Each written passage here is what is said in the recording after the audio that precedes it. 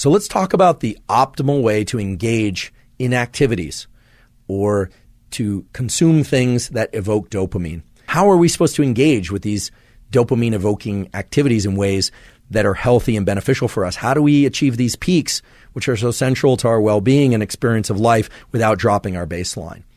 And the key lies in intermittent release of dopamine.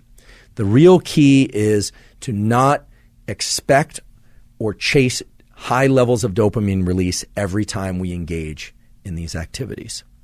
Now, the smartphone is a very interesting tool for dopamine in light of all this.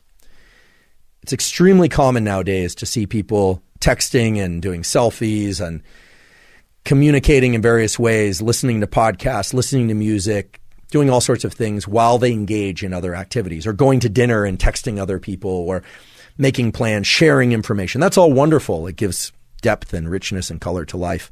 But it isn't just about our distracted nature when we're engaging with the phone. It's also a way of layering in dopamine. And it's no surprise that levels of depression and lack of motivation are really on the increase. There's something called dopamine reward prediction error. When we expect something to happen, we are highly motivated to pursue it. If it happens, great. We get the reward. The reward comes in various chemical forms, including dopamine.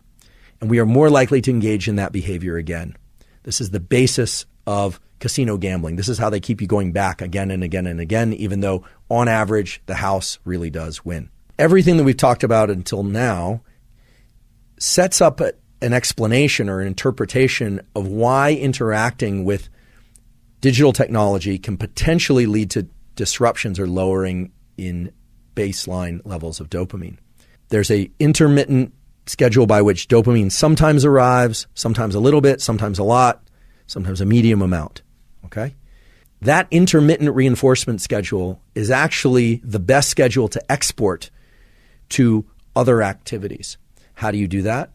Well, first of all, if you are engaged in activities, school, sport, relationship, etc., where you experience a win, you should be very careful about allowing yourself to experience huge peaks in dopamine unless you're willing to suffer the crash that follows and waiting a period of time for it to come back up. What would this look like in the practical sense? Well, let's say you are somebody who really does enjoy exercise. Or let's say you're somebody who kind of likes exercise but forces yourself to do it, but you make it pleasureful by giving yourself your favorite cup of coffee first, or maybe taking a pre-workout drink, or taking an energy drink, or listening to your favorite music, and then you're in the gym and you're listening to your music. That all sounds great, right?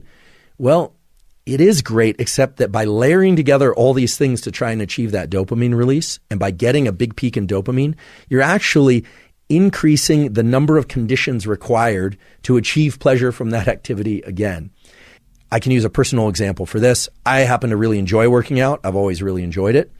But in recent years, I noticed that if I was bringing my phone to my workouts, then not only was I a little bit more distracted and not focusing on what I was doing as much as I could have or should have, but also I started to lose interest in what I was doing. It wasn't as pleasurable. I would feel like it just didn't have the same kind of oomph, and I was beginning to question my motivation.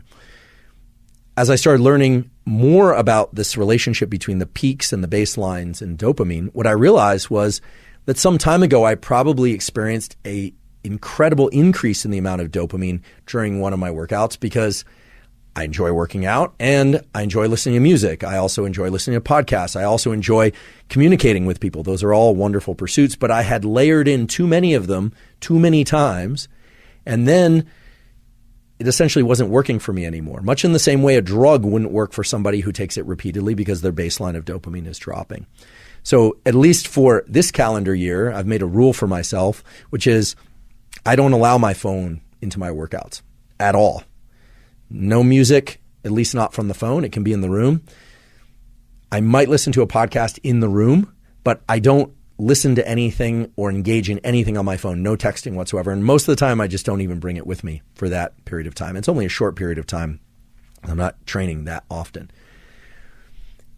This is something that I think has been misinterpreted as people can't be alone now. People talk about, they can't walk across the street, or they can't go anywhere, ride the bus, can't be on the plane without being in contact. They can't handle just their thoughts. I don't think that's really what's going on. I think what's happened is that we achieved the great dopamine increase that comes from this incredible thing, which I personally enjoy, being able to communicate by phone, by text, and exchange pictures and send links and these kinds of things, social media. But then what happens is it doesn't have that same fulfilling aspect to it. And it tends to remove the excitement and the pleasure of the very activities that we are engaged in. So I know this is a hard one for many people, but I do invite you to try removing multiple sources of dopamine release, or what used to be multiple sources of dopamine release, from activities that you want to continue to enjoy or that you want to enjoy more. And now you understand the biological mechanisms that would underlie a statement like that. It takes a little bit of working with. I know it can be challenging in the first week or so of not engaging with the phone during any kind of workout. That actually was really tough. But now I'm back to a place where I enjoy it that much more. I also feel as if I conquered something in terms of the circuitry related to dopamine. I now understand why something that I enjoyed so much had become less pleasurable for me. And there's a deep, deep satisfaction that comes from understanding, okay, there wasn't anything wrong with me or what I was doing or anything at all. It was just there was something wrong with the approach I was taking, which was layering in all these sources of dopamine and dropping my baseline. If you want to maintain motivation for school, exercise, relationships, or pursuits of any duration and kind, the key thing is to make sure that the peak in dopamine, if it's very high, doesn't occur too often. And if something does occur very often, that you vary how much dopamine you experience with each engagement in that activity. So do like the casinos do. It certainly works for them. And for activities that you would like to continue to engage in over time, whatever those happen to be, start paying attention to the amount of dopamine and excitement and pleasure that you achieve with those, and start modulating that somewhat at random. That might be removing some of the dopamine releasing chemicals that you might take prior. Maybe you remove them every time, but then every once in a while you introduce them. Maybe it involves sometimes doing things socially that you enjoy doing socially, sometimes doing the same thing but alone. There are a lot of different ways to do this. There are a lot of different ways to approach this. But now knowing what you know about peaks and baselines in dopamine and understanding how important it is not just to achieve peaks, but to maintain that baseline at a healthy level, it should be straightforward for you to implement these intermittent schedules.